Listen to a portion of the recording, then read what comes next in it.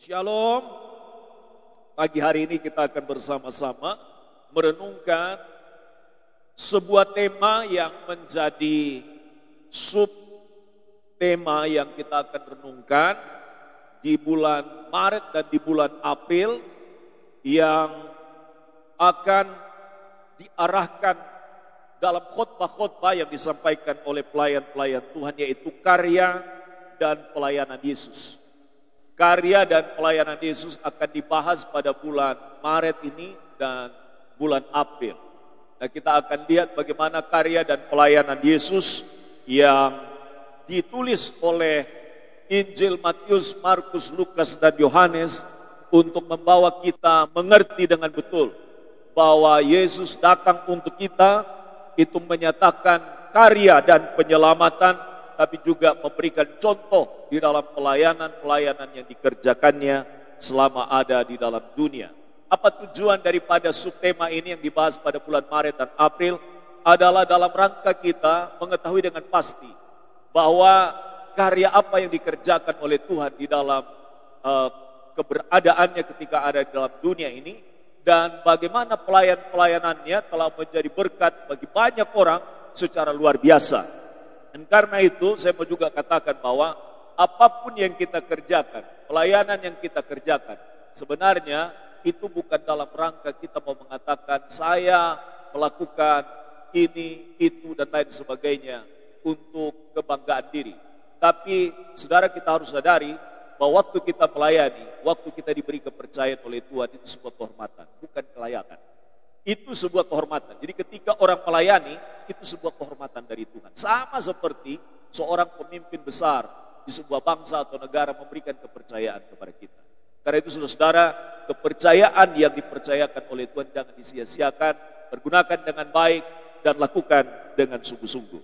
Saudara-saudara, pagi hari ini kita akan bersama-sama membahas satu pokok kecil dari subtema karya dan pelayanan Yesus, yaitu berbicara tentang pengajaran. Secara khusus saya akan berbicara tentang pengajaran Yesus. Jadi saya sudah menyampaikan kepada kita di dalam khotbah saya bahwa Yesus sejak dari umur 5 tahun, 5 sampai dengan 10 tahun telah mengikuti pendidikan yang menjadi kebiasaan anak-anak Yahudi, ya, yaitu pendidikan yang dijalani 5 sampai dengan 10 tahun. Lalu di usia 10 sampai dengan 15 tahun Yesus mengikuti pendidikan di dalam pendidikan menengah. Dan kemudian pada umur 15 sampai 18 tahun itu mereka berguru kepada satu guru, rabi, untuk mendapatkan pengajaran-pengajaran yang lebih advance lagi atau menuju kepada kemahiran. Dan pada usia kira-kira 20 sampai dengan 30 tahun itu belajar menjadi seorang yang akan disiapkan menjadi rabi atau menjadi guru. Nah, di usia 30 tahun barulah Yesus kemudian diberi kepercayaan dalam tradisi Yahudi untuk mengajar di rumah-rumah ibadat dan juga mengajar sebagai pengajar yang diberi kepercayaan sama kepada pengajar-pengajar yang lain. Jadi perhatikan Bapak dan Ibu, selama hidup Yesus dihabiskan itu hampir 25 tahun untuk sebuah pelayanan 3,5 tahun. Karena itu Bapak dan Ibu, tidaklah mudah untuk sebuah pelayanan dikerjakan secara serampangan. Ini bukan masalah hebat, ahli, bukan. Ini bicara tentang bagaimana kita secara ketat, bagaimana kita secara sungguh-sungguh, secara disiplin mengikuti sebuah pembelajaran. Karena apa? Kalau kita makan makanan yang sehat, maka itu akan berdampak bagi kesehatan kita secara menyeluruh. Nah, karena itu saudara-saudara yang dikasihi oleh Tuhan, dalam pengajaran khususnya pagi hari ini, pengajaran Yesus mengajar tentang kerajaan Allah. Dia datang untuk menyampaikan tentang seharusnya hidup orang dari kerajaan Allah itu seperti apa. Nah, karena itu Bapak dan Ibu, selain itu Yesus juga mengajarkan tentang pengajaran tentang cinta kasih. Maka kalau kita ringkas seluruh Alkitab, hanya bicara tentang satu kata saja, yaitu tentang kasih. Jadi kalau kita press seluruh ayat Alkitab, seluruh Alkitab perjanjian lama dan perjanjian baru, itu kita bicara tentang kasih. Kita bicara tentang kasih Allah. Kita bicara tentang hanya satu kata saja, tentang kasih Allah. Dan kasih Allah yang dimaksudkan di sana adalah kasih agape. Kasih agape itu adalah kasih tanpa syarat, adalah kasih yang murni, adalah kasih yang utuh. Kemudian kita juga akan melihat bagaimana Yesus mengajarkan tentang pengampunan pada hari Jumat kemarin dalam ibadah rumah tangga di tempatnya Ibu Julius di Kedung Kandang. Saya berbicara tentang bagaimana Yesus peduli kepada mereka-mereka yang justru malah dianggap sampah masyarakat. Dianggap orang-orang yang sebenarnya tidak benar atau tidak baik hidupnya. Tapi justru orang-orang seperti itu menjadi orang yang sering kali datang kepada Yesus. Gereja hadir adalah untuk menolong mereka yang jalannya sesat, hidupnya rusak, mereka yang dalam keadaan luka hati, mereka yang dalam keadaan terpuruk. Jadi gereja bukan kumpulan orang-orang baik. Gereja adalah kumpulan daripada orang-orang yang dibawa dari gelap kepada terang. Nah, yang sudah ada di dalam terang, teruslah hidup dalam terang, dan kemudian kembali untuk menerangi mereka yang berada dalam gelap. Mereka yang berasal dari gelap, jangan sampai kita antipati terhadap mereka. Kalau mereka masuk gereja, kita harus terima. Jadi ada calon anggota jemaat, hari ini saya akan persiapkan. Jadi biasanya di minggu-minggu siang ke sore itu, kalau ada calon-calon daripada jemaat, biasanya kalau Pak Adi, itu akan Pak Adi beri waktu untuk mereka dalam pelayanan. Dan khusus untuk minggu ini, ada orang yang telah meminta saya secara pribadi, Pak, kami mau untuk ditolong di dalam mempersiapkan diri kami untuk bergabung dengan gereja Bapak. Ya. Jadi karena itu saudara-saudara, kalau ada orang-orang yang sedang dalam keadaan hari-hari ini bingung gitu ya, kecewa, frustrasi di dalam keberadaan gereja di mana barangkali dia ada, dan saya sudah berulang kali katakan kembali ke gerejamu, tapi mungkin frustrasi. Karena gereja itu selalu ada persoalan, tapi tidak ada. Karena itu Bapak dan Ibu, tapi ada orang-orang tertentu merasa daripada terus bertahan di tempat itu dan sulit untuk bertumbuh, maka di mana dia bisa bertumbuh itu jauh lebih baik. Ya, itu jauh lebih baik. Saya tidak menyarankan Bapak Ibu kalau ada masalah langsung tinggalkan gereja, tidak. Tapi saya mau katakan bahwa gereja memang kita akan bertemu dengan banyak persoalan. Tapi jangan lari dari persoalan, karena kemanapun kita akan pergi akan berhadapan dengan persoalan. Cuma ketika kita ada di satu gereja, di mana kita rindu untuk bertumbuh bersama-sama, mulailah untuk memperbaiki apa yang perlu diperbaiki. Mulailah bisa memahami apa yang perlu dipahami. Maka saya seringkali mengatakan, kalau orang sudah dalam keadaan sudah memahami betul tentang hal ini, kalau dia mau balik ke gereja silakan. Tapi kalau seandainya bertumbuh di situ, tidak baik, jauh lebih baik. Karena itu, kalau sudah masuk di sini, ya jangan kemana-mana. Amin. Kalau mau pergi kemana-mana, ngomong sekarang, supaya Pak Adi jangan frustrasi. Betul ini. Saya mengatakan bahwa mati-matian hamba Tuhan berdiri melayani di tempat ini lalu kita mau seenaknya kemana-mana, itu tidak benar. Karena apa? Pengajaran akhirnya jadi campur, tidak jelas.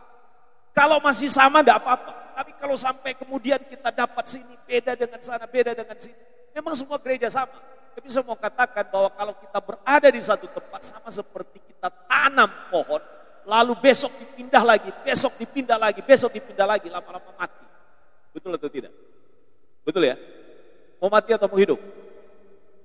Nah, karena itu kalau sudah ditanam di sini mulai bertumbuh, ayo ikut dengan sungguh-sungguh. Amin.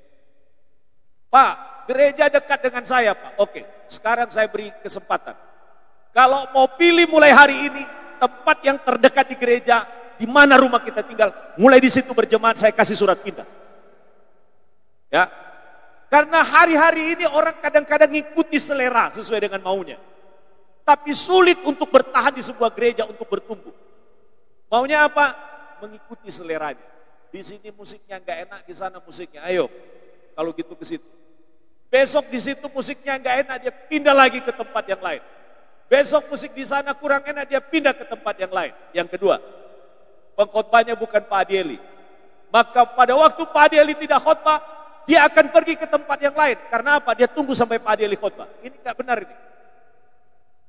Ya, ingat baik-baik, jemaat yang sehat, jemaat yang bertumbuh adalah jemaat yang ketat dalam mengikuti sebuah pengajaran dalam sebuah tempat secara konsisten.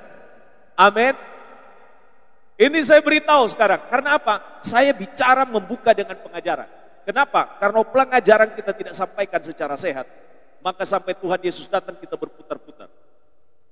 Nah, dalam hasil perhitungan statistik, orang Kristen dari tahun 2019 sampai dengan 2023, 2021 atau 2023, kira-kira saya tidak salah sampai tahun 2023, statistik menyampaikan bahwa orang Kristen bukan bertambah, tapi berkurang 0,17%, berkurang dari 7,40 ke 6 berapa begitu.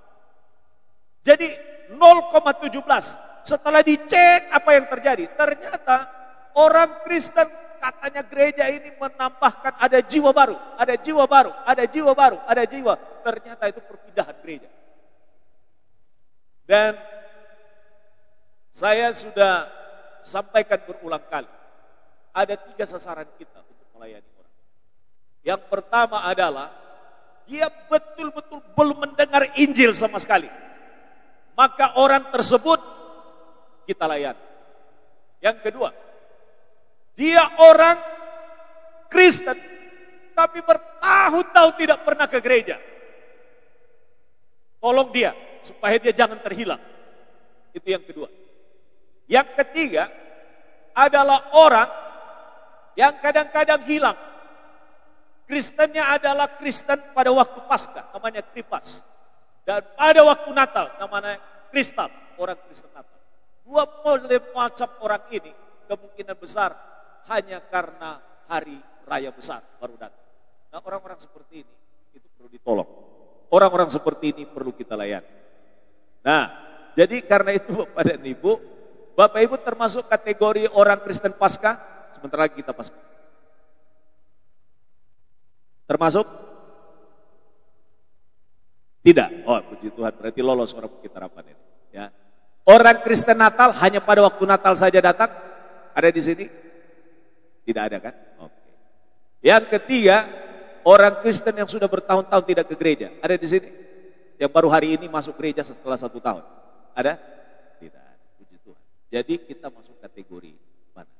Kategori orang yang bawa yang 3 macam ini. Oke? Tidak usah tarik-tarik orang yang sudah setia di gereja. Tidak usah. Ya, kalau sudah setia dia melayani di gerejanya, kalau sudah apa, tidak usah ditarik-tarik. Banyak jiwa.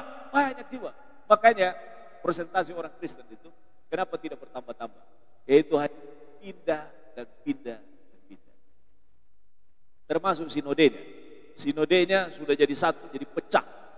Jadi bikin sinode baru. Nanti mendaftar di PGI lagi. Ketemu. Makanya kami selama GKIN itu sudah bergabung 31 Januari tahun 2022 bergabung dengan PGI. Anggota PGI yang ke-94. Nah sekarang jumlah sinode gereja yang dibawa PGI itu ada 105 gereja. Jadi sejak dari tahun 2022 waktu saya mewakili sinode di Tahuna, itu telah ada daftar baru gereja-gereja yang bergabung dengan PGI.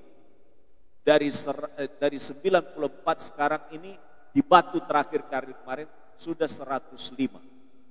Nah, beberapa di antaranya itu terjadi masalah. Sinodenya jadi terbagi 2. Lalu kemudian masing-masing mendaftar masuk PGI. Waktu kemudian kita minta persetujuan ya tidak dapat dukungan. Kenapa? Ya hasil perpecahan. Ya, karena itu Bapak dan Ibu kita bersyukur kepada Tuhan karena sampai hari ini ya GKIN itu berdiri 30 November ya 30 November tahun 1976. Jadi sudah berusia 48 tahun. Ya, sudah berusia 48 tahun. Jadi kita bersyukur karena apa? Sampai hari ini gereja GKIN ini tidak pernah pecah. Ya, tidak pernah pecah. Kita bersyukur karena apa? Karena tetap satu. Tetap satu. Kenapa? Salah satunya adalah masalah pengajaran. Masalah pengajaran. Karena pengajar-pengajar di dalam gereja-gerejanya konsisten mengajar. Ya, bebas dari kepentingan-kepentingan untuk kepentingan diri. Itulah sebabnya maka kita bersyukur kepada Tuhan, kita bersama-sama belajar kepada Yesus supaya apa? Supaya kita ini menjadi orang Kristen yang matang dan dewasa. Amin. Amin. Bapak Ibu sudah berapa lama Pak Adi gembalakan?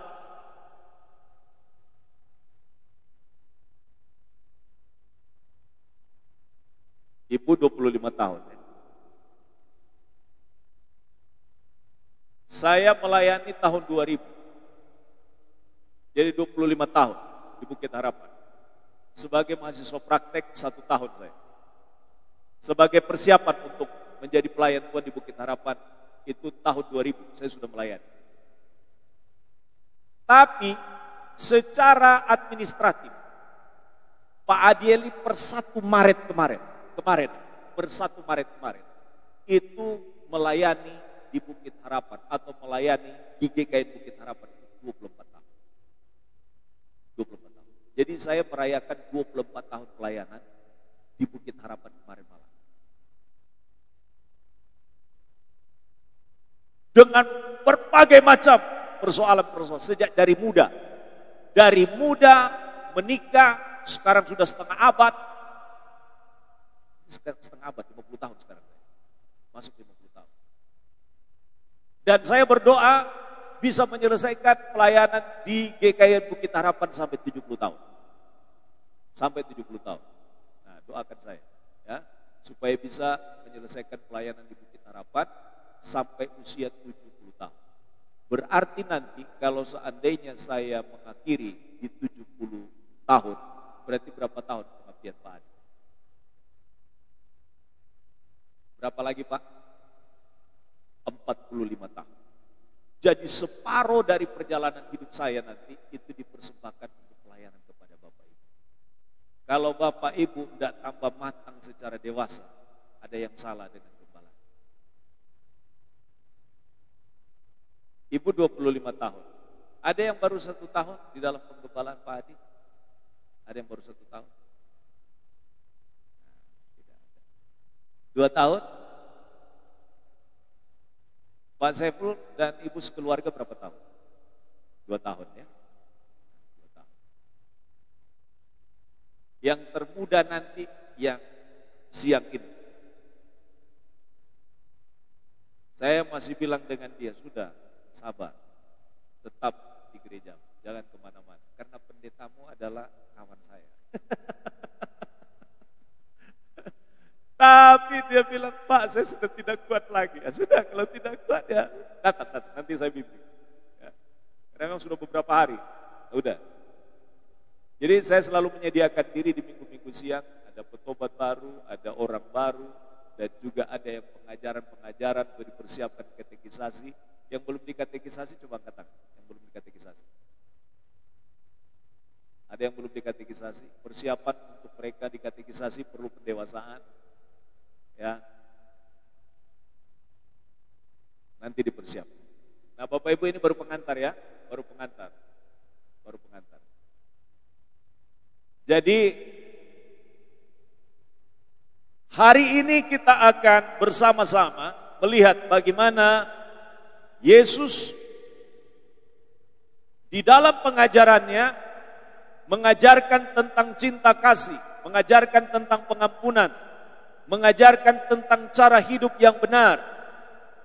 Banyak perumpamaan disampaikan. Banyak sekali perumpamaan disampaikan. Dan saya berdoa agar selama saya melayani Bapak Ibu tidak tambah bingung. Saya berharap bahwa Bapak Ibu tambah jelentreng, tambah jelas, tambah paham, tambah mengerti dengan semua pengajaran-pengajaran yang disampaikan, termasuk juga para pelayan-pelayan yang melayani kita di sini. Amin. Amin. Puji Tuhan, hari ini bangku ini jumlahnya saya sudah hitung kemarin.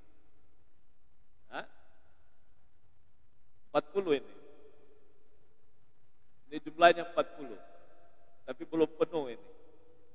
Ya, kalau dengan anak-anak berarti ada sekitar 56 yang hari ini. Ya. 50-an dengan anak kecil. kecil hari ini. Jadi kalau yang begini ini masih kurang, kursinya masih perlu ditoto lagi. Karena mungkin ada sekitar 15 orang lagi yang belum hadir hari ini. Betul ya? Coba lirik kiri, lirik kanan, siapa yang mau datang? Ya kan? Oke. Jadi yang bagian persiapan untuk ibadah minggu, tolong ditoto semua kursi. Biarkan kosong, biar jadi PR. Ya. Karena kalau seandainya terus kosong kursinya, itu saya nanti minta petugas sekretaris untuk tulis namanya yang tidak hadir di situ.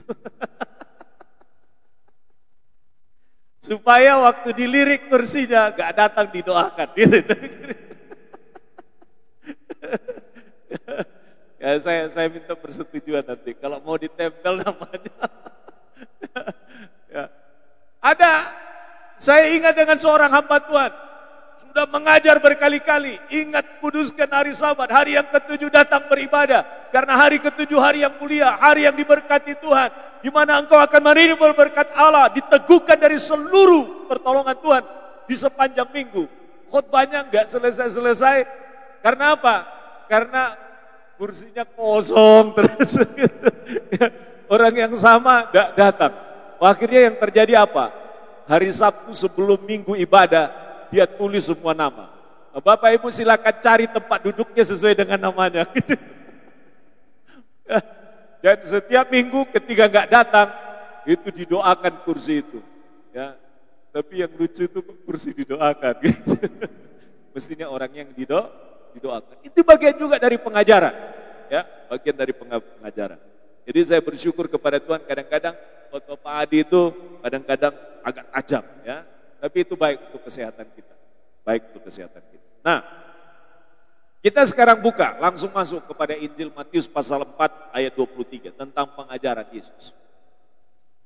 Jadi kita belajar tentang bagaimana Yesus mengajar. Matius pasal 4 ayat 23, demikian firman Tuhan. Kita baca sama-sama. Ada di di TV di atas.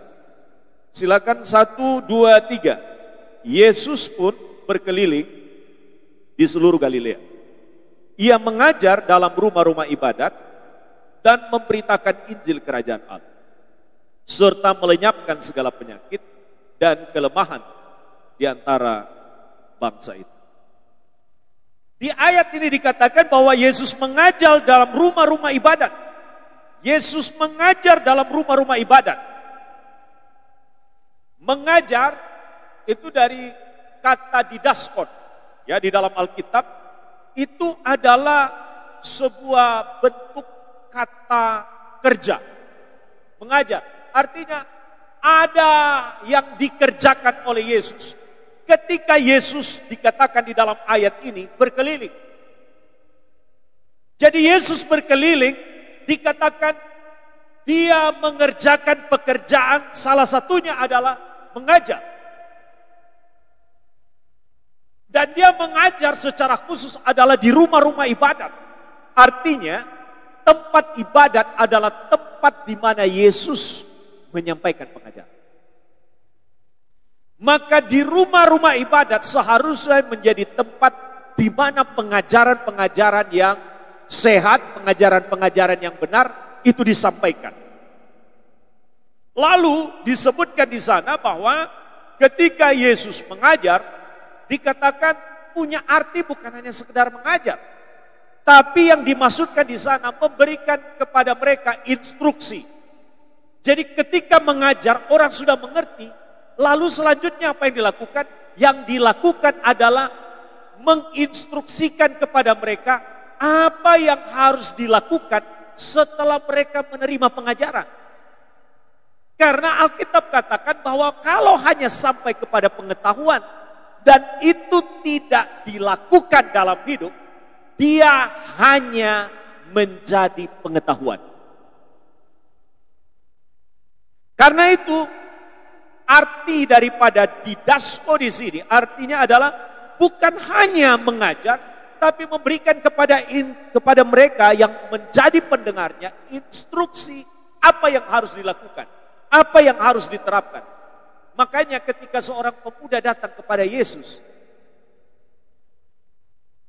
lalu Yesus tanya kepada dia, apakah engkau sudah melakukan seluruh hukum ini? Pemuda itu berkata, saya sudah mentaati seluruh hukum Tuhan. Lalu Tuhan Yesus berkata kepada dia, silakan ikut aku, jual segala harta milikmu dan ikutlah aku. Apa yang terjadi? Orang itu kemudian menjadi patah semangatnya. Dia tidak ikut apa yang dikatakan oleh Yesus. Disebut oleh Alkitab karena banyak harta. Ternyata harta bisa menjadi penghalang untuk orang tidak ikut Yesus. Tapi juga tidak punya harta juga bisa menjadi penghalang untuk orang juga tidak ikut Yesus. Nah, saudara-saudara, di dalam bagian ini dikatakan bahwa Yesus itu menyampaikan pengajaran, menyampaikan ajaran kepada orang banyak. Jadi ayat ini memberikan kepada kita sebuah contoh dan teladan bahwa Yesus bukan hanya menempatkan pelayanan-pelayanan praktisnya dalam pelayanannya setiap hari, itu saja yang dilakukan, tapi juga menyampaikan pengajaran. Lihat posisinya. Yang pertama ditempatkan di dalam ayat ini adalah mengajar. Yang kedua setelah itu, dalam pengajarannya dia memberitakan tentang Injil. Kemudian berikutnya dikatakan dia melenyapkan segala penyakit dan kelemahan. 3 rentetan peristiwa yang dilakukan oleh Yesus. Yesus mengajar, memberitakan inti pengajarannya yaitu Injil Kerajaan. Artinya apa? Memberitakan bahwa orang perlu diselamatkan. Tapi kemudian Yesus juga memberi solusi. Persoalan-persoalan yang dihadapi oleh umat itu diberi jalan keluar. Betul atau tidak? Betul. Mereka mengalami sakit penyakit, mereka dilayani. Mereka mengalami kelemahan, mereka dikuatkan. Mereka mengalami persoalan dalam hidupnya, mereka ditolong oleh Tuhan. Itu sesuatu paket yang luar biasa. Jadi Yesus bukan hanya sekedar mengajar, Yesus bukan hanya memberitakan tentang kabar baik dan keselamatan, tapi Yesus menjadi solusi yang menjawab persoalan-persoalan dari seluruh umat. Ini luar biasa. Saya menyadari sebagai seorang gembala, bagian pertama saya mengajar. Dan dalam pengajaran yang saya sampaikan kadang-kadang saya mengevaluasi juga pengajaran-pengajaran yang saya sampaikan. Ada gak yang salah? Ada gak yang meleset? Yang kedua adalah menyampaikan kabar baik. Menyampaikan tentang Injil. Memberitakan Injil. Dan Bapak Ibu sudah tahu gayanya Pak Adi kan? Sudah tahu apa? Ingin agar ada kesempatan untuk bisa beritakan Injil, beritakan Injil. Ada peluang untuk beritakan Injil, beritakan Injil. Dan itu gaya hidup daripada orang percaya. Karena apa? Karena kita nyadari bahwa mereka yang belum dengar Injil, mereka yang belum percaya kepada Yesus, bagaimana khotbah saya hidup yang lalu, itu tak terselamatkan. Karena itu, kalau ada kesempatan, kita bisa melayani. Kemudian yang ketiga apa? Yang ketiga adalah memenuhi apa yang menjadi kebutuhan, pergumulan, persoalan daripada umat. Saya menyadari bahwa tidak semua juga pergumulan, persoalan yang Bapak Ibu hadapi, mungkin Pak Adi tahu. Atau mungkin Pak Adi bisa memberikan jalan keluar. Tapi setidak-tidaknya minimal Pak Adi berdoa. Dan kalau bisa berbuat sesuatu, itu jauh lebih baik. Nah, saya menyadari bahwa sebagai hamba Tuhan pasti ada keterbatasan dalam pelayanan selama ini. Selama 24 tahun, masa gak ada kurang, pasti ada kurang. Tidak mungkin tidak ada kurang. Ya. Tapi Bapak dan Ibu, ingat-ingat ya, banyak baiknya atau banyak kurangnya. Orang kadang-kadang lebih banyak ingat yang mana? Yang kurang. Karena itu saya mau mengingatkan kepada kita bahwa hamba Tuhan yang lagi melayani di sini itu bukan orang yang super. Orangnya juga ada kekurangan. Termasuk kepada keluarga-keluarga saya. Ya. Saya menyadari bahwa pelayanan yang saya kerjakan juga harus dimulai di tengah-tengah keluarga. Di bulan April ini kita akan berbicara tentang tema khotbah Paskah berkaitan dengan masalah keluarga. Bapak dan Ibu sekalian, mari kita melihat bahwa Yesus bukan hanya mengajar. Yesus bukan hanya pintar dan berhikmat di dalam menyampaikan pengajaran. Tapi inti pengajarannya adalah bicara tentang masalah Injil Kerajaan Allah. Bicara tentang keselamatan. Bicara supaya orang diselamatkan.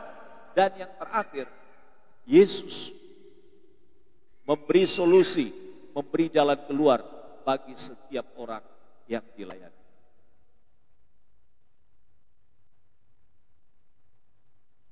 Kita terus belajar.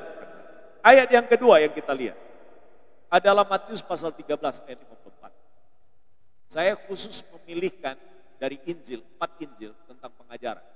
Dan kaitannya apa yang tercantumkan di dalam bagian itu yang berbicara tentang pengajaran. Kita baca sama-sama 1, 2, 3. Setibanya di tempat asalnya, mari sama-sama. Yesus mengajar orang-orang di situ, di rumah ibadat mereka. Maka takjublah mereka dan berkata, dari mana diperolehnya hikmat itu dan kuasa untuk mengadakan mujizat-mujizat itu. Di ayat ini, Yesus mengajar orang-orang di tempat asalnya. Nah, luar biasa. Biasanya, orang kalau ngajar di tempat asalnya, pasti itu ada saja komentarnya. Kenapa? Karena kadang-kadang orang yang di tempat asal kita, kadang-kadang itu meremehkan kita.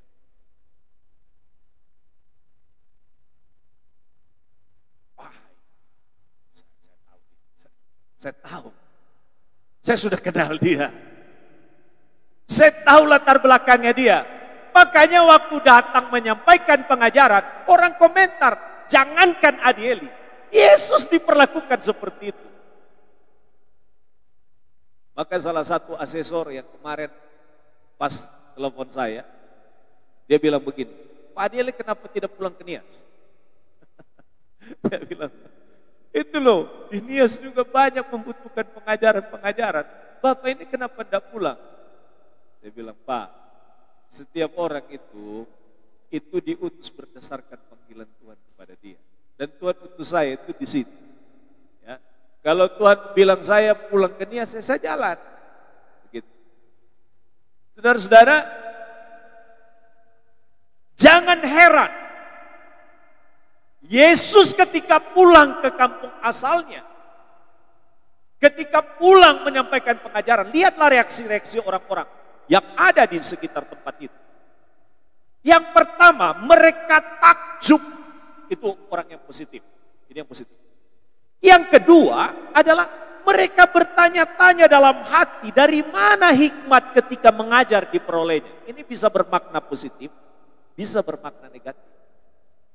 Kok pintar dia, kok tambah maju dia, kok tambah hebat dia, kok pengaruhnya luar biasa. Nah, ini kadang-kadang itu yang negatif. Tapi kalau yang positif, luar biasa. Dari kampung kita ada orang hebat yang dipakai oleh Tuhan. Dari kampung asal kita ada orang yang berpengaruh yang dipakai oleh Tuhan. Dari tempat asal kita ada orang yang dipakai Tuhan secara luar biasa. Ini yang positif. Kemudian dikatakan mereka bertanya-tanya dari mana kuasa untuk mengadakan mukjizat diperolehnya.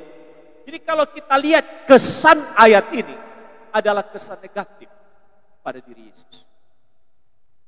Hanya sebagian kecil yang melihatnya secara positif. Nah, tapi lepas daripada itu, saya mau katakan satu hal yang penting dan luar biasa. Yesus mengajar, ada ciri pada pengajaran Yesus. Yang pertama, mengajar dengan hikmat dan mengajar dengan kuasa. Ada kuasa dalam pengajarannya. Ada hikmat yang luar biasa di dalam penyampaiannya. Karena itu Bapak dan Ibu, kata hikmat atau Sophia di dalam Alkitab, dalam bahasa aslinya adalah menyampaikan sesuatu dengan kebijaksanaan. Menyampaikan sesuatu dengan pengertian yang mendalam. Yang tidak dimengerti bisa dimengerti secara lebih sederhana.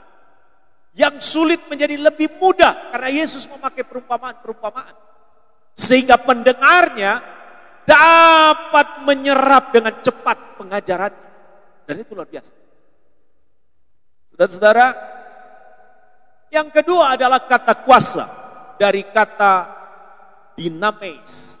Atau sering kita dengar dinamis. Atau sering kita dengar kata dynamic. Ya. Artinya apa?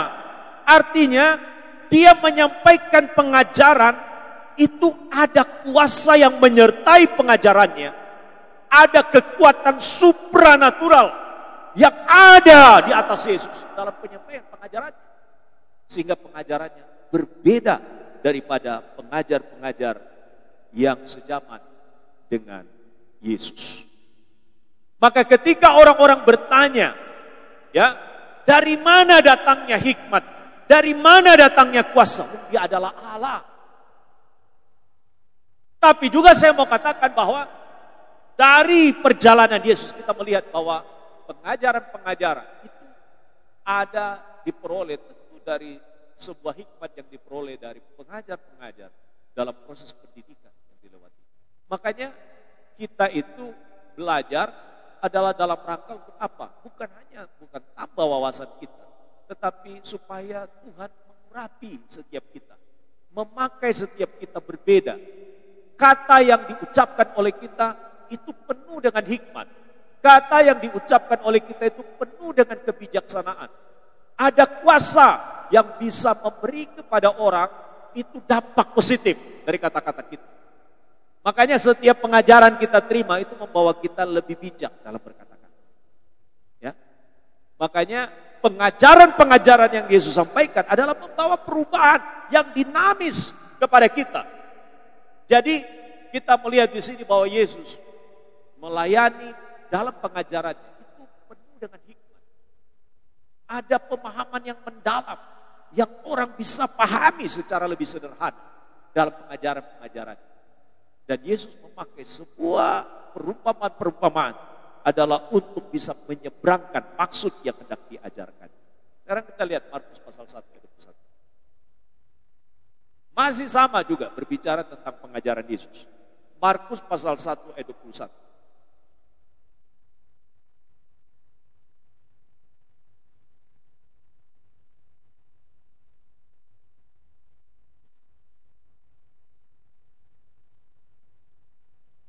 Dan ada yang menarik di dalam ayat ini. Makanya kata mengajar itu kadang-kadang kita anggap sama. Tapi sebenarnya ada makna-makna yang dalam yang perlu untuk kita angkat keluar dari ayat ini dalam bahasa-bahasa secara asli.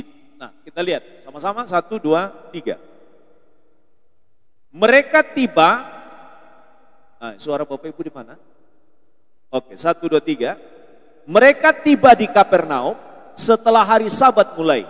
Yesus segera masuk ke dalam rumah ibadat dan mengajar.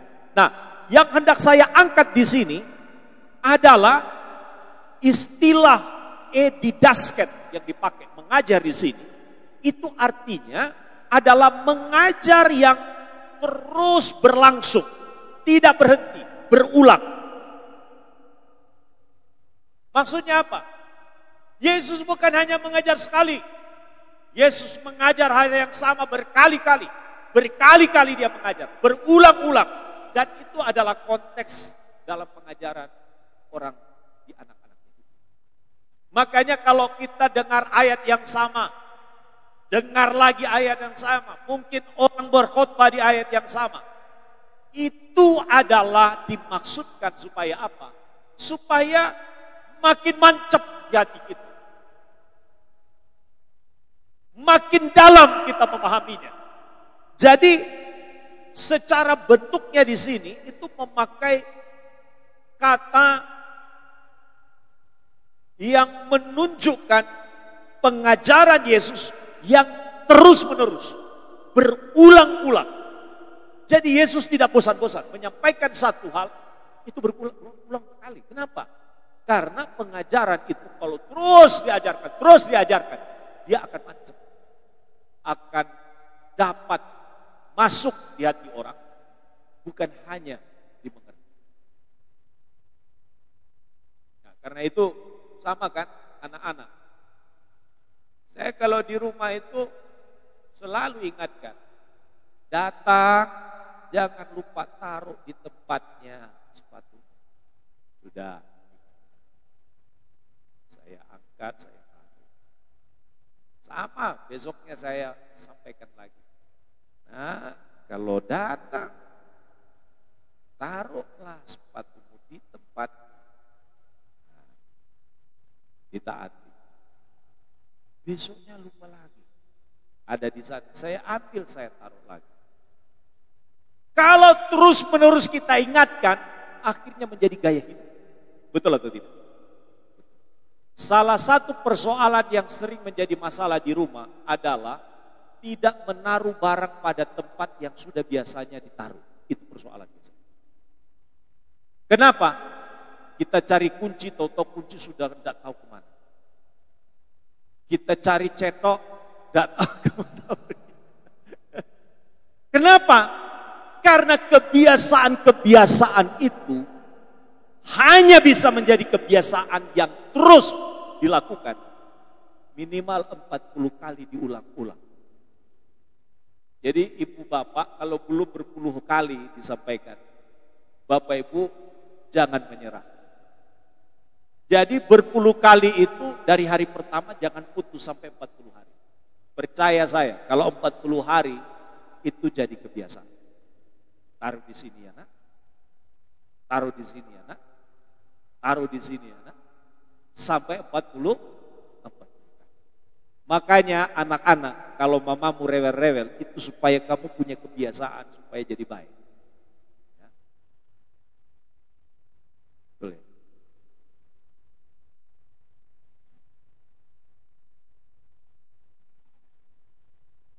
Sepatu begini. Ya, saya kadang-kadang lurus. Tahu-tahu lewat dia senggol sedikit. Ini hal-hal kecil. Makanya di dalam pengajaran gereja, kenapa berulang-ulang disampaikan pengajaran? Kemungkinan karena tidak dilakukan. Kalau sudah dilakukan, betul ya? Nah, ini penting. Pengajaran itu penting. Pengajaran itu. Anak-anak, mana di sini anak-anak? Coba angkat tangan yang anak-anaknya Pak Adin. Mana ini?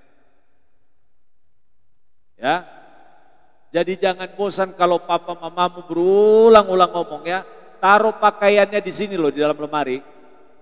Taruh di sini. Ya, saya terima kasih kepada istri saya itu. Kadang-kadang pasang pakai hanger itu kebalik itu diingatkan. Itu hal kecil. Nah, apalagi kalau bicara tentang firman Tuhan. Kita perlu diingatkan. Makanya Bapak Ibu jangan marah kepada Pak Adeli. Kalau terus ingatkan, jangan lupa hari Sabat. Jangan lupa ibadah. Kenapa? Karena kalau tidak diulang-ulang, lalu hamba Tuhan kalau tidak ulang-ulang lama-lama lupa itu jemaat. Dipikir hari Minggu itu hari Senin. Gitu. Jadi kalau ada yang marah sama Pak Adi, puji Tuhan, itu berarti firman Tuhannya nyampe. Tapi jangan marah, karena apa? Seharusnya berterima kasih. Hamba Tuhan saya mengingatkan saya supaya saya selamat. Amin. Amin. Hari Minggu itu Pak, banyak pelanggan Pak. Sudah, percayalah, rezeki itu cukup disediakan. Amin. Jadi pengajaran itu harus berulang-ulang. Ya. Harus berulang-ulang. Lukas pasal 6 ayat 6. Hari ini kita tuntaskan ya. Lukas pasal 6 ayat 6. Kita baca sama-sama. 1, 2, 3. pada suatu hari Sabat lain, Yesus masuk ke rumah ibadat, lalu mengajar. Di situ ada seorang yang mati tangan kanan. Jadi Yesus di dalam ayat ini dikatakan mengajar, tapi ada orang yang lagi bermasalah. Yesus bukan hanya mengajar, tapi Yesus langsung memberikan jalan keluar kepada mereka yang mengalami sakit. Nah, terjemahan harafiahnya begini. Terjadi pada suatu hari Sabat yang lain, bahwa Yesus masuk ke dalam rumah ibadat dan mengajar. Dan ada di sana seorang laki-laki yang tangan kanannya lumpuh. Coba bayangkan. Tangan kanan yang lumpuh.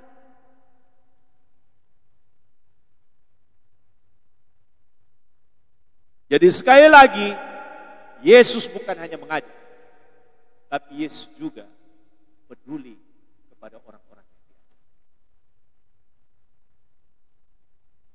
Lukas 11 ayat 37.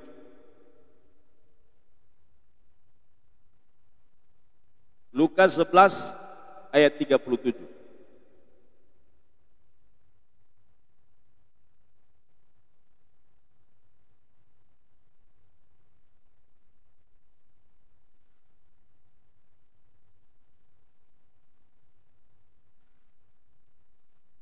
Kita baca sama-sama, 1, 2, 3.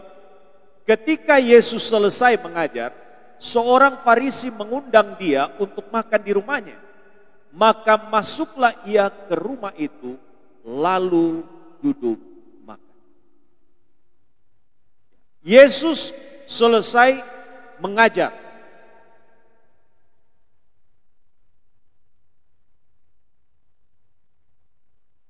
Jadi di dalam ayat ini, Yesus dimohonkan untuk menyampaikan pengajaran. Maka bentuknya di sana berbicara tentang dia sudah selesai. Ada permohonan kepada Yesus untuk menyampaikan pengajaran. Nah, kalau Pak Adi ini karena di jadwal. Tapi kadang-kadang Pak Adi itu diminta untuk mengajar. Untuk mengajar di tempat yang lain, untuk berkhotbah di tempat yang lain. Nah, ayat ini konteksnya itu. Yesus diminta untuk menyampaikan pengajaran. Makanya Bapak dan Ibu, kalau Bapak Ibu kemudian diminta menjelaskan tentang pengajaran Kristen, seharusnya Bapak Ibu bisa menjelaskan secara sederhana yang Bapak Ibu tahu. Bagaimana kita bisa mengajarkan ke orang lain, ke anak kita, ke keluarga kita, kalau kita sudah pernah mendapatkan pengajaran. Sekarang Tuhan perintahkan kita ajar apa yang sudah disampaikan. Jadi aspek mengajar di sini adalah ketika kita diminta, ketika kita ada orang mengharapkan pengajaran untuk mengajar kepada kita, sama seperti Yesus, dia menjelaskan. Dan selesai pengajarannya, nah itu yang lain, Yesus itu bonus. Ya. Dan saya sudah selidiki Alkitab. Sudah selidiki Alkitab itu, lihat secara detail bagaimana Yesus itu dalam pelayanan. Itu melalui makan. Diajak makan, pengajarannya. Diajak makan, pengajarannya. Jadi orang itu gak kerasa sambil makan itu pengajaran yang disampaikan itu terjadi. Artinya apa? Di dalam suasana pengajaran, bukan berarti Yesus mengajar terus kita makan-makan, bukan. Maksudnya begini, Yesus itu menyeimbangkan. Selesai dalam pengajaran, maka ada waktu untuk dia juga bisa bersama-sama bercengkrama dengan mereka. Dan gampang masuknya kan, sambil ngopi kan masuk.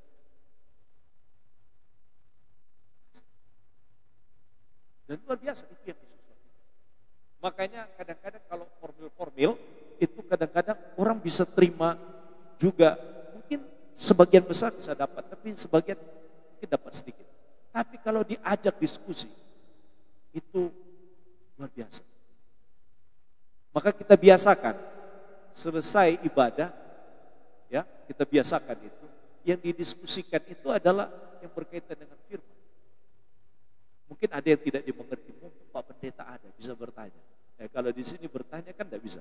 Pak, saya izin bertanya, bisa berseri-seri gitu. Ya kan?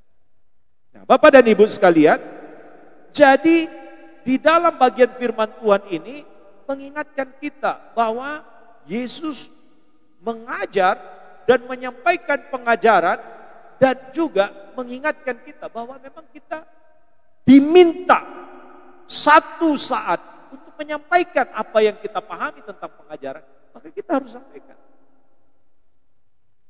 Ya. Jadi Yesus selesai mengajar dan kita bersama-sama belajar ya, bagaimana kita juga bisa memberitahukan orang lain, minimal keluarga kita tentang hal-hal yang berkaitan dengan pengajaran firman Tuhan. Ya. Yohanes pasal 6 ayat 59. Saya akan menyelesaikan bagian ini satu poin lagi. Ya. Oke, kita baca sama-sama Yohanes pasal 6 ayat 59. 1, 2, 3. Semuanya ini dikatakan Yesus. Apa semuanya itu? Pengajaran-pengajaran. Lanjut. Di Kapernaum ketika ia mengajar di rumah ibadah. Sekali lagi kita lihat hampir seluruh pengajaran Yesus itu berfokus di tempat-tempat ibadah. Bukan berarti di tempat yang lain tidak. Tapi Yesus memanfaatkan, karena apa? Kehadiran umat di dalam rumah ibadah itu adalah kesempatan yang baik. Karena ada waktu biasanya dalam tata liturgi pada zaman Yesus. Itu ada memang ada alokasi waktu untuk menyampaikan pengajaran. Ya. Jadi tindakannya terus berlangsung. Di mana itu? Di sinagog, di rumah ibadah. Tidak pernah tidak. Makanya kalau di dalam ibadah-ibadah gereja, itu harusnya penyampaian porsi firman Tuhan itu harusnya jauh lebih banyak. Kenapa? Karena 1 minggu loh.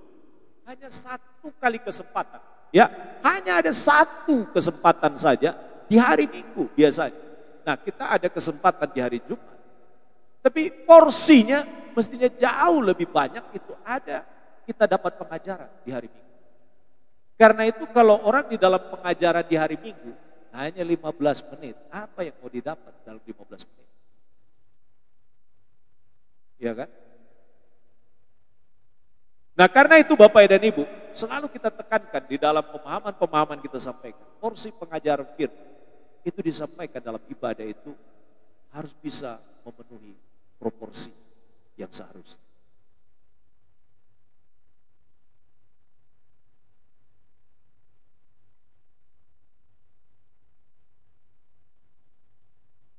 Yang terakhir ayat Yohanes 18 ayat 20. Yohanes 18 ayat 20. Ini ayat yang terakhir.